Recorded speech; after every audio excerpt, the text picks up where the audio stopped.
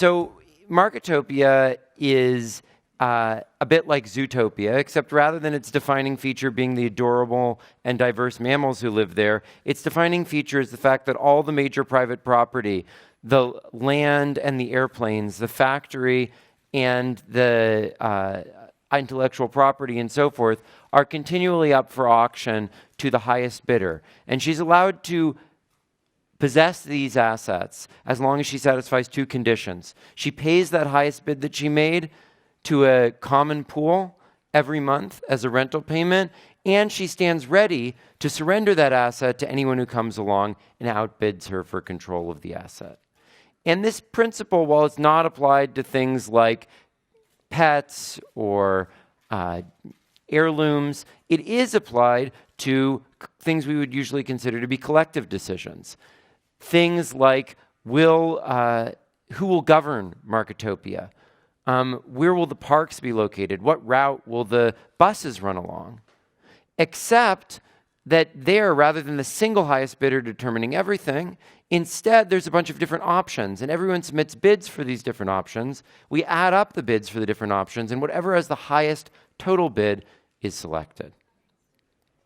And the money that's raised in this process is continually returned to the citizens of Marketopia in equal shares as what you might call a universal basic income, what I like to call a social dividend, much as the money in Norway that's raised by selling oil there is returned to the citizens in equal shares.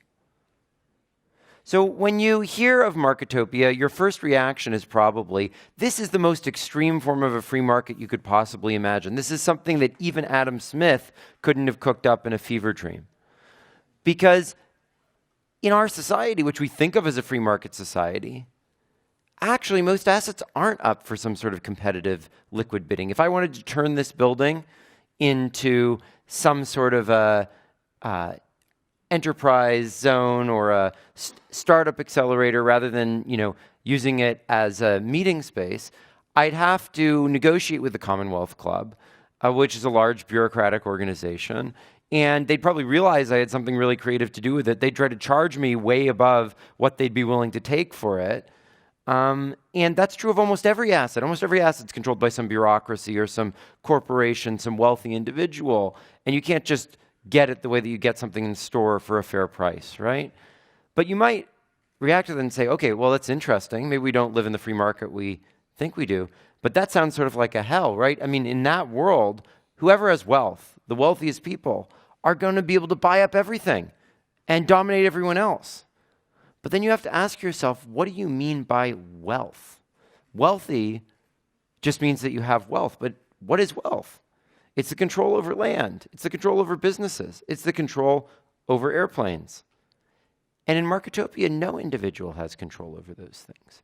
In fact, Marketopia is a far more thoroughgoing implementation of the concept of common ownership proposed by this 200-year-old guy here than is the actual communist systems that ended up being derived from his ideas, where inevitably some bureaucratic elite ended up having even more of an iron control over assets than did the capitalist oppressors that they claimed to replace. Whereas in Marketopia, by the very rules of the system, everybody gets an equal share of the benefits of assets, and everybody has an equal right to use what they receive to contest for control over them. So that sounds like a paradox to all of us. We presumably grew up during the Cold War or after. We were taught that we had sort of free markets on one side and communism, socialism on the other side. But how can it be that the most extreme form of socialism, the most thoroughgoing notion of common ownership, is also the most complete form of a free market? Well, if that sounds like a paradox to you, it actually was not just not paradoxical, but actually a dogma of the field of political economy in the late 19th century that was the basis for economics, sociology, political science, all these fields. The people like Leon Walras and William Stanley Jevons, who invented the marginal revolution that's the basis of all the economics that any of us studied in this room, those folks believed that you had to have common ownership in order to have true competition and free markets. And that idea was most closely associated with this guy here. So how many people in this room recognized Adam Smith when I put him up on the board? Raise your hand. Most of you. How many people recognize Karl Marx when I put him up? How many people recognize this guy? No. Yeah. How many people recognize this guy? Raise your hand if you do. One person in the whole room. So this guy outsold Smith and Marx by a factor of 3. He was the best-selling author in the English language other than the Bible for 30 years. He had the same relationship to the Chinese Revolution against the Qin dynasty that Marx had to the Russian Revolution against the Romanovs. Yes, she got it. Yes, it's Henry George. And his ideas have been largely lost to the public. But luckily, they were not entirely lost. They continued to develop within the field of economics into something that came to be known as mechanism design. It's a field for which William Vickrey, one of George's most famous disciples, won the Nobel Prize and hoped to use to transform our societies to be more equal and more free at the same time. Unfortunately, he was a bit of a nebbish. I compare him in the book to Master Yoda, wise but a bit reclusive. And he looks a little bit like Master Yoda, too. Vickrey died 2 days after he won the Nobel Prize. So he never got a chance to bring that vision to the public. And the goal of this book is to try to follow through on that, to try to turn his ideas into a comprehensive vision for how we can transform our societies and build a more equal, more diverse society. And we do that through developing 5 practical policy proposals. You could call them algorithms in the world of Wired. So what are these? First, we propose a new system of property ownership in which every corporation or major owner of private property would self-assess the value of those assets, pay a tax on that self-assessed value, and have to stand ready to sell that asset to anyone willing to pay it. In the process, you would break up so many monopolies. You would allow much more competitive, better uses of land, and at the same time, you would raise enough revenue not only to eliminate all other taxes on capital, property taxes, corporate income taxes, etc., but also to pay every family of 4 in the United States a $24,000 a year social dividend, which is about double the increases in income that they've gotten over the last 40 years. Second, we propose a system of voting that allows minorities to defend their own interests rather than relying on judges or bureaucrats or party leaders to form coalitions to defend those interests. By allowing every citizen to have a budget of votes that they can allocate across or against the issues or candidates that most affect them, rather than having to have one vote on any issue, but rather than the cost of that being linear so that extremists are able to dominate, it would gradually become more expensive so that everyone would have an incentive to buy votes in proportion to how important those issues are to them. That's why it's called quadratic voting. The next system is a migration system called the Visa Between Individuals program that would try to redirect the benefits of immigration. So rather than just accruing to the migrants and to the wealthy people who employ them, every citizen of a wealthy country would have a strong stake in seeing more and better migration because they would be allowed to individually sponsor migrants and to negotiate with them for some payment in compensation for them, much like in Canada right now, there's a system of individual sponsorship for migration. This would dramatically increase migration and at the same time diffuse its benefits and build widespread political support. Next, we argue that antitrust is absolutely critical to a market economy. You can't have a market economy without competition any more than you can have democracy in a one-party state. And yet we argue that antitrust hasn't really been tried. What do we mean by that? Well, about 90%, we calculate, of the market power existing in our societies is completely ignored by current antitrust enforcement. The power that employers have over their workers is far greater than those sellers of products have over us as consumers. Anyone who's ever worked a job knows that. And yet there's no enforcement against mergers that dramatically reduce the employment opportunities for people throughout the country.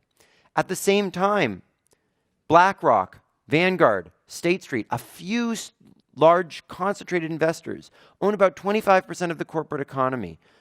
They own American and Delta. They own CVS and Walgreens. And they're 4 of the 5 top investors in all of these publicly traded companies. They have no interest in seeing competition for consumers, competition for workers, competition in politics. And yet antitrust has done nothing about this situation. Finally, and most relevant to here, but also best covered by Jaron in the conversation that he just had, the data that every one of us produces every day and that is taken from us by the large platforms is what is the basis of the machine learning algorithms that are supposed to be displacing our jobs. It's like if when the movie camera was invented, I just walked around the streets and videotaped people and then said, the camera is displacing theater actors. It's not the camera that's displacing them, it's the actors. And we wouldn't in that case be compensating them. We would get bad movies because no one would have an incentive to develop a career to be an actor, just like we're getting bad data today because we're not paying people for the way in which they're training the artificial intelligence algorithms. So we need to collectively organize like the labor movement did and demand a fair share of that value. So these are radical ideas. They are things that we don't want to see implemented overnight. We want to see experimentation, and we have lots of concrete ways in which entrepreneurs and others can experiment with this. But we put forward this as a broad ideology because we think the world desperately needs it right now. We think that the space of ideas and the space of politics are increasingly being dominated by reactionary extremists of the left and the right, people like Steve Bannon, Jeremy Corbyn, and that our technological world, which is supposed to offer us opportunity, is instead increasingly concentrating power in a small number of hands. And our popular culture in response is not giving us the images that we need to push back at this and push for a more hopeful future. But we do have optimism because we increasingly see in each of these areas thinkers like the philosopher Kwame Anthony Appiah, technologists like Vitalik Buterin, filmmakers like Boots Riley, and people like Margareta Vestager, the European Commissioner for Antitrust, trying to form a new vision of a liberal, open, market-driven society which can address these issues of inequality. And to meet the demand from these sorts of folks for a vision of a new future, we think we need to put out a broad and comprehensive vision like this. And in fact, we've got an incredible response to this. We've actually created a social movement around this that now has about 40 people volunteering 10 or more hours of their time a week in areas such as ideas and research, entrepreneurship and technology, arts and communications around these ideas, and activism in government. And the diversity and vibrancy of all these folks, not just economists, Ananya Chakravarti, who's running ideas and research, is a historian, not just thinkers. Jennifer Lynn Marone is a wonderful artist who's doing all sorts of stuff to help bring this to the public. And we have all sorts of entrepreneurs building things around this, especially in the blockchain space. So I hope that some of you will be inspired to get involved with us and try to help make a world that uses technology to diffuse power and to build up collective organization among citizens. Thank you. That's all right. So Glenn, thanks. That was a very succinct summary of some of the ideas in your book. Besides the fact that these are all pretty radical ideas, is there something else that connects those 5 that you described?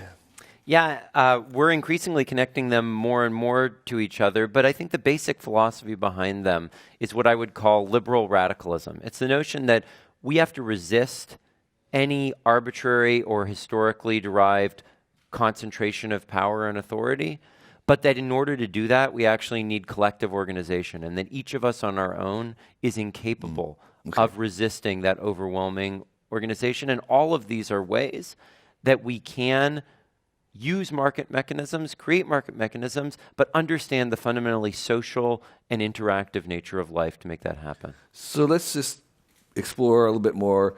The first, when you talked about this idea of cost, where you have a self-assessed valuation for something that you currently are using, that you have to be taxed on that at that rate, whatever it is that you decide the value, and be ready to surrender it to someone else who made a higher bid.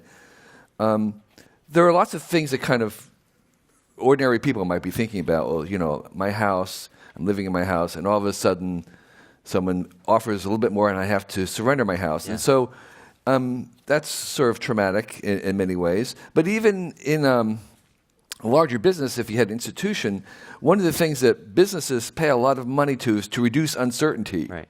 And wouldn't that be bringing in a level of uncertainty that would make it very, very difficult to do business? Because you would never know if somebody just decides that they really want to pay one, maybe even to disrupt you. Yeah. And so is that a problem? How do you deal with that? Yeah. So first of all, we certainly wouldn't start this system with things like houses. This would begin with administrative property, things like spectrum, which are critical for the digital economy, intellectual property, eventually business assets, and only at the end things like houses or personal property or things like that. You can get most of the capital stock of the country without ever touching those sorts of things that, say, get protected in bankruptcy. However, for businesses, absolutely, this would create greater dynamism. And with greater dynamism comes disruption. Wired's been talking about that for years. So there's a trade-off between allowing people to make investments and allowing greater dynamism. And actually, the design of the tax and the tax rate exactly balances those. If you set the tax rate really low, people can way overstate their values above what it's worth to them, can get total stability. If you set this tax rate at the turnover rate of assets, then people are going to have to set the price exactly at what they value the thing at, and you'll get things turning over in the best dynamic way. But on the other hand, there's a reduction in that ability to receive the rewards of your investment because so much is getting taken away by the tax man. And so the optimal value has to trade those two things off, and we spend some time thinking about that in the book. But that's the trade-off that any market society has to make, and certainly we need more dynamism. Our dynamism has actually been slowing down. For all the talk that we get of AI and how much it's changing the world, things have not changed nearly as much in the last 20 years as they did during the 20s to the 50s. I mean, we saw air conditioning come in. We saw whole parts of the country be habitable that weren't habitable before. Those are the sorts of changes we need to get back to that pace of innovation. So I think one of the arguments you seem to be making is that while there may be certain costs, as we might want to calculate this in instituting these new regimes, there is a unaccounted for cost that we have just from the status quo. Absolutely. That we don't really reckon with. Yeah. And that the net gain would be much larger by moving to this one, even with the disruption that it might cause. Absolutely. Yeah, I'll give you two examples that are like that. Markets have always had this property that the people who oppose them are people who say, well, we're going to lose this community, we're going to lose this way of life, but what they don't account for is all the opportunities that are created. Right. And in this world, yeah, some things that you own, the possessions that you cling to, would fade away a little bit. But there's a great line from a song called The Internationale, an old socialist anthem that says, don't cling so hard to your possession because you have nothing if you have no rights. The truth is the opportunity you would get to access all the other assets that people have would be far greater than that. A second example like this is carbon taxes.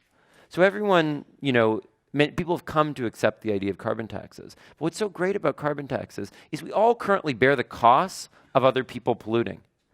Under a carbon tax, we bear the cost of our own pollution. Now, that doesn't mean all of us are going to cut back on how much we're polluting, or maybe we'll only do a little bit. But by having the opportunity to actually take responsibility for our own actions, we can encourage people and give people the chance to really contribute to a better environment and a better planet.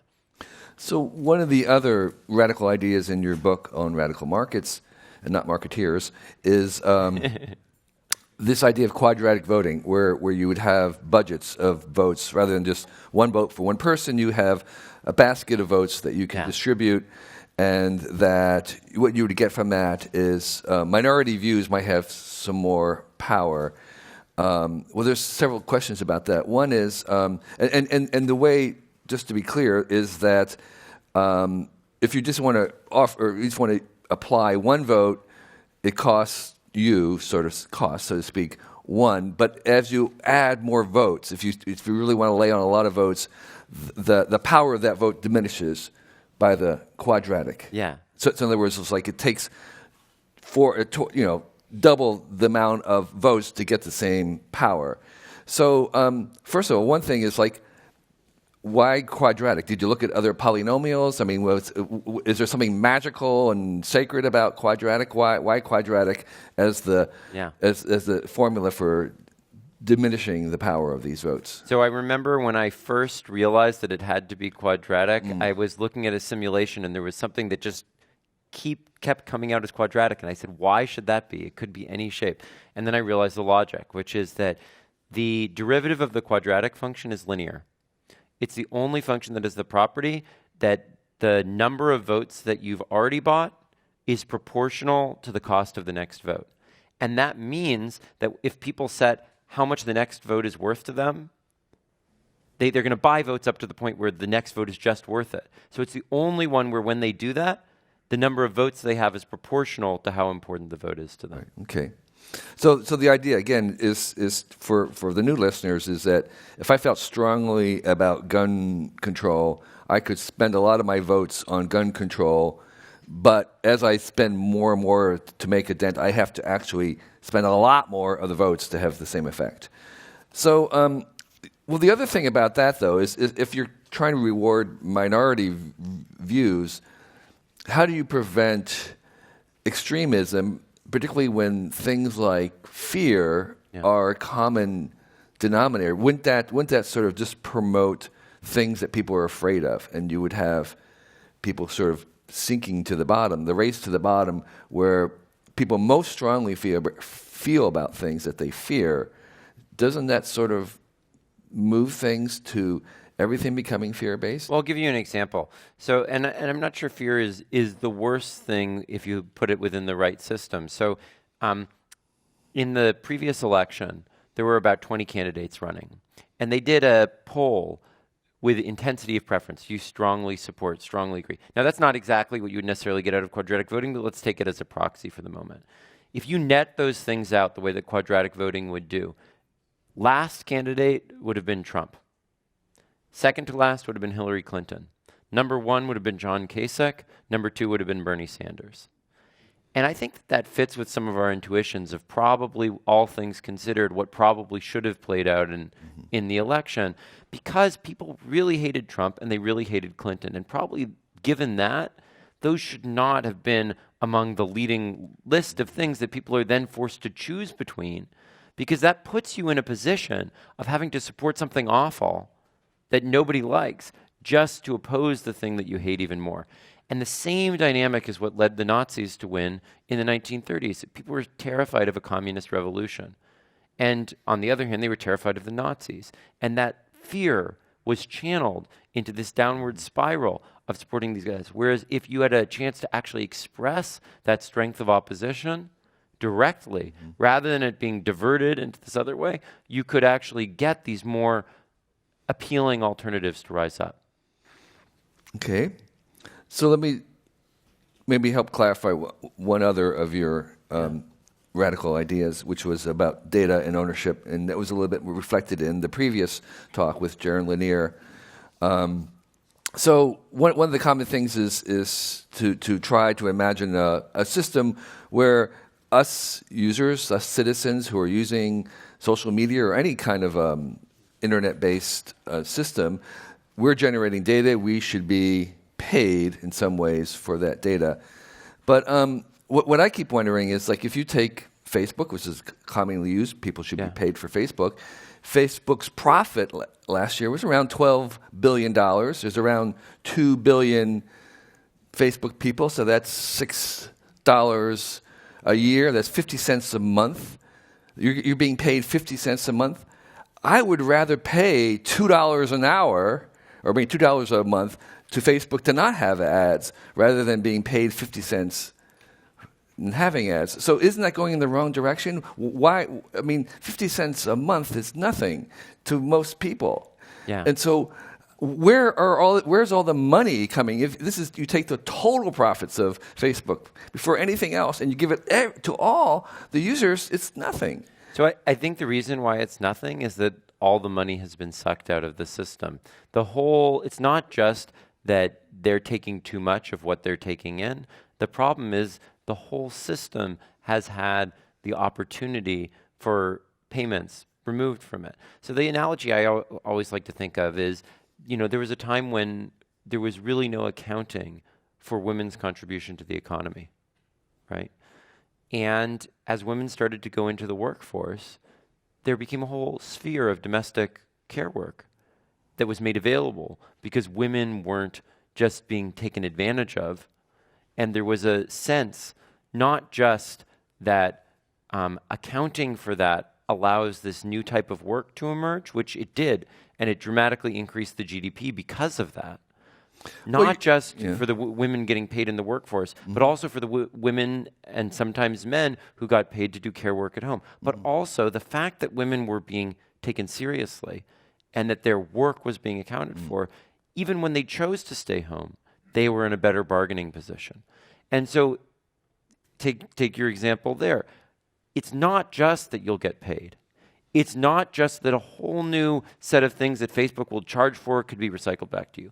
But even if you choose to not want your data to be used, you'll be in the position of being taken seriously and not being lied to, so that you can know and bargain on your behalf through collective organization to get the privacy that you want. Okay.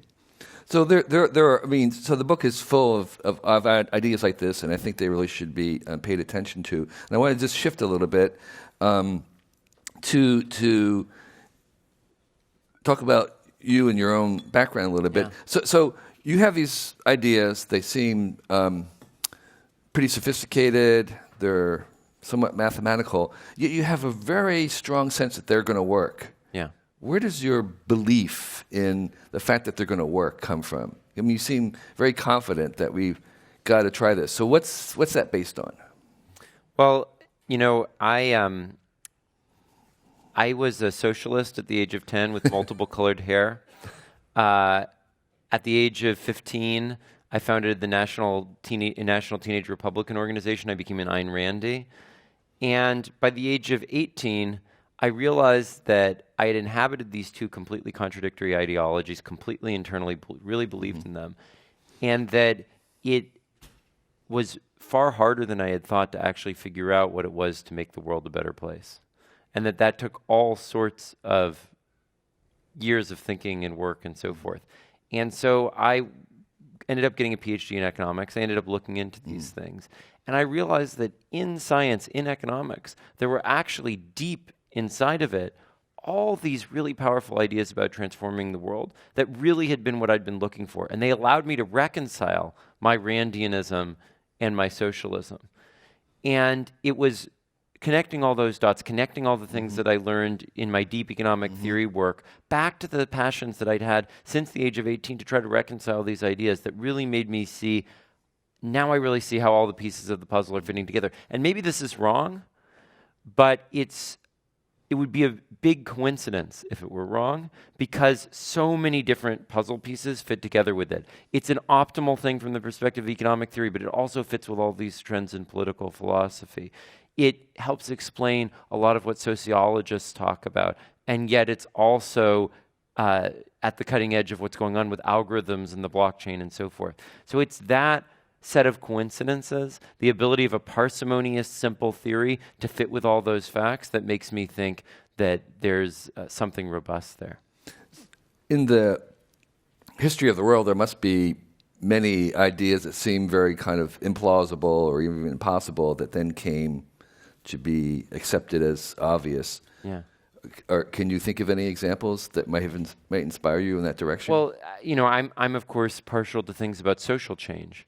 And the thing to me about social change that's really puzzling about our present world is, you go back to, 1780s, beginning of industrialization, whatever. Every 20, 30 years, starting at that time, there was some huge change that fundamentally changed the nature of society.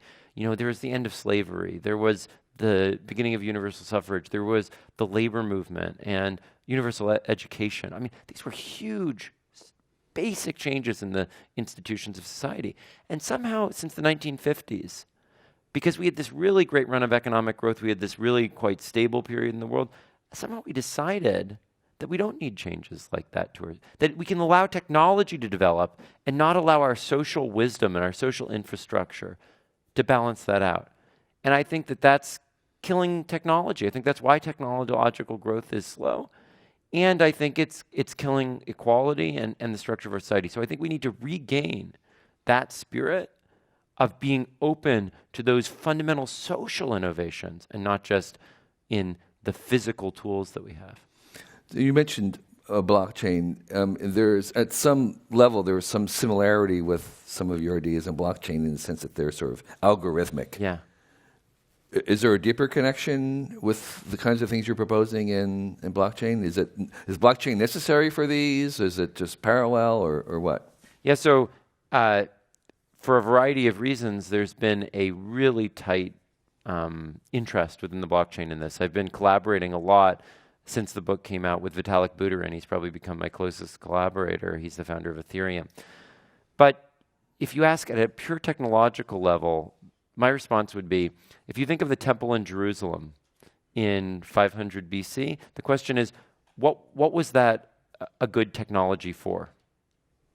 Was it a good technology to make it rain? I don't think so. Probably not, right? Or to win a war? Probably not. Was it a good technology to create a civilization that would eventually produce Freud and Einstein and Marx? I think it was a pretty good technology for that. And that's how I think about blockchain. I actually think it's more of a social movement than it is a technology. And I think it's a great technology for bringing fundamental social change to the world that can sustain liberalism. I don't think it's such a great technology necessarily for building a high throughput database, you know? So that's how I think about it. So in the space of crazy, wild ideas, the space that I find a kind of a vacuum of good, useful ideas right now is in the space of world government. Absolutely. And which is completely disliked by the left and the right. Does this fit into world? Are these ingredients in world government? What's your take on world government? Threat or menace? Yeah. So there's a term that I used to identify myself with called cosmopolitanism. We're all citizens of the world. I don't like that term anymore. The way I describe myself is a polypolitan. Polypolitan. Okay. I believe that we need a whole range of diverse, overlapping communities of which we are a member and which are sustained by getting rid of this extreme individualism that's been plaguing our world, by collective organization and by mechanisms that permit and enable that collective organization. And there are some purposes for which we truly do need to make decisions and rules and some structure at the global level, things like global warming and resolving international conflicts. And then there's lots of other things that nation states or religions or preferably new forms of global collectivity, ones that emerge from our new configurations that are constantly changing. That's what we need, is that diversity of polities that we all belong to. And a new, radically democratic way of governing all of those, rather than the cosmopole and us as individuals. That is the enemy that we have to guard against. In your little, very brief kind of history of your own journey and talking about your socialism in high school and then your kind of libertarianism later on, you're obviously a person who can change your mind. Yeah. So, have you changed your mind about anything in the last 2 years? Oh, huge amounts. I mean, what? Reading Jaron's book totally changed my perspective on the Jaron internet. Lanier, who just... Yeah, so all the stuff I did on Data's Labor, that was a totally new thing to me. Okay. But even this idea about polypolitanism, or the notion that we need to have, the book itself has this notion of there's this auction type thing to allocate private goods, and then there's collective goods, right? But the collective goods are quadratic voting. You have a fixed country and you vote using quadratic voting. I've increasingly come to think that's not the right way to think about things. That actually we need self-forming governance, not just a given polity uses something like quadratic voting, but that the polities themselves emerge and the identities emerge and they mutate and they change. And that's something that hadn't been part of my perspective. The importance of culture and meaning and identity has become much more central to the way I think about things. And my even view of the individual has been changing as I've been doing that. I increasingly think of individuals and what makes us individuals as the overlapping set of communities of which we are a part, and that sort of mimetic code of all the different things that we're a part of, the diversity, and the fact that your intersection of those things is not the same as mine, which is what makes it interesting to talk to you. That's what defines us as individuals. And that's new to how I think about things as well. As you go around with your book now being out, and if you have a chance to talk to people who have some power to maybe implement some aspect of this, what kind of reaction are you getting? Are you able to get through? Are you able to kind of get people who, say, are running Spectrum, or they're at the level of a city that maybe is willing to try something? Are you getting a reaction of like, well, this is something worth trying, or like you need to still convince me a little bit more? I mean, what's the general reaction among people who might be able to implement them? So the answer to the question that you asked is, yeah, we've gotten a lot of really interesting engagement. The FCC has been engaged. The British government has been engaged, a lot of Norwegian governments, et cetera. But I think it's the wrong question. Here's the reason. I don't think those people have the power to implement these ideas. We have 4 tracks in the movement: ideas and research, activism and government, arts and communications, and entrepreneurship and technology. I think the only thing that has the power to implement ideas like this is different communities in those different clusters intersecting with each other. With those technocrats, they can do some neuroexperimentation. They can't press a button and make this happen, and we wouldn't want them to. Activists can help to build imagination around this. But until people have actually felt what this might look like in an entrepreneurial type experiment, no one's going to follow them. Entrepreneurs can build things and find areas where you can use quadratic voting to do ratings of online services or polling or whatever, but they can't figure out what it should feel like to people in order to make them be able to understand it. We need artists and designers for that. So fundamentally, what has the power to do this is the same thing that is the world that it wants to create. That is overlapping diverse communities that intersect to make it all possible. So yes, we've gotten a lot of interest in Brazil, we've gotten a lot of interest in Scandinavia, and some interest in the US, UK from governments. We've gotten a huge outpouring of engagement from the blockchain community, and there's dozens of startups and several $1 billion worth of capital that have gone into building things around this. We've gotten artists who are building projects, but only if we can keep those all connected to each other will we actually succeed. And that's the reason why we've structured the activities that I'm really focusing my time on as that, rather than doing any one of these endeavors on its own. So we have a few minutes that I would like to welcome questions from the audience, because I'm sure everything is 100% crystal clear. You don't need anything, but there might be a few who have questions for Glen. And one thing I would really strongly encourage is I've found, as I've been going around the world talking about this, that I often get the best questions from people who are the least eager to ask questions, often people who are from more marginalized communities or women or younger people who don't feel empowered. And I would especially encourage you, if you're feeling that way, to come forward with your questions and contribute to the conversation. That's not a great start for me, because I had my hand up before the question session started. Yeah. I was fascinated by this notion of collective. You mentioned identities, and I think a lot of what you're talking about is these multiple identities that we all carry. Yeah. But foundational to everything that you've talked about is collectivization of will, or collectivization of expression. And, at least I shouldn't speak for anyone else, have thought that there's been an era within our lifetimes where we saw kind of the withering away of collectivization. So labor unions as being one great example, as as an expression of the collective that's kind of withered away.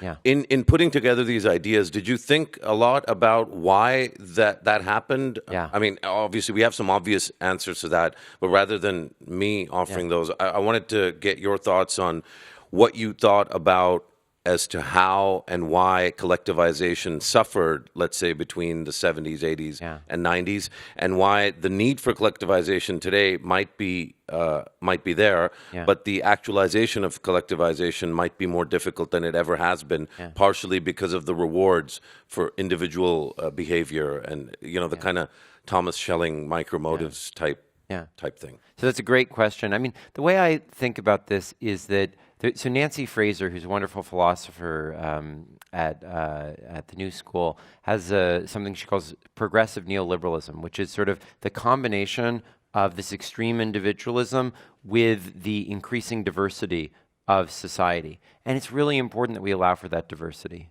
right? It's brought a lot of richness to our society. And technology has offered new opportunities for us to form new forms of collectivity. And that's all for the best. But the problem is, whenever that comes along, it has the chance of breaking up and wiping away old forms of those communities and collectivities, which are what allow us to be individuals in the first place. We have to, whenever that happens, build up new forms that are adaptive to the technologies of those collectivities. But if we don't, we leave ourselves naked in the face of totalitarianism that wants to come and just stamp one notion of what we are or what the community is. And I think that's what we're facing today. And we faced it before. When radio came along, Hannah Arendt wrote about how that was critical in allowing totalitarianism and how the extreme capitalism combined with these new technologies allowed for totalitarianism to emerge. And we're headed in that direction right now. And if we don't find ways to build up those new forms of collectivity through social innovation rather than just technological innovation, we're going to end up worse than we did in the 1930s, I think. So I think we have time for one more question. Why don't you choose somebody? Is there a woman who would be interested in asking a question, perhaps? Yeah, back there. Back there.